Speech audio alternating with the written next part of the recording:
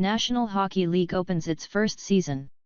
On December 19, 1917, Montreal teams win the first 2 NHL games played. In a 7-4 win over the Ottawa Senators, the Canadiens' Joe Malone scores 5 goals.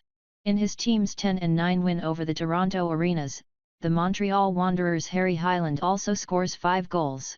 For nearly a century, it was unknown which of the two games started first.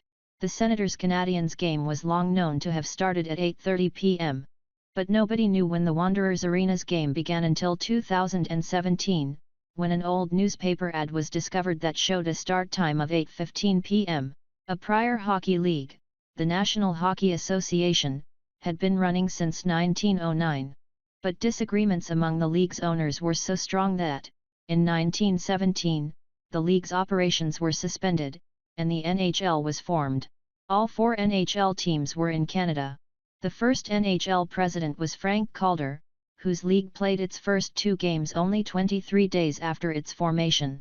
When the Senators took the ice, they were without defenseman Hamby Shore and winger Jack Darragh, both for financial reasons.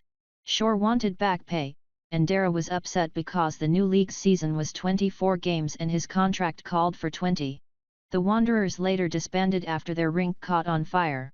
Ottawa won 4 Stanley Cups between 1920 and 1927, but the team moved to St. Louis in 1934. Montreal and Toronto have combined to produce 37 Cup winners.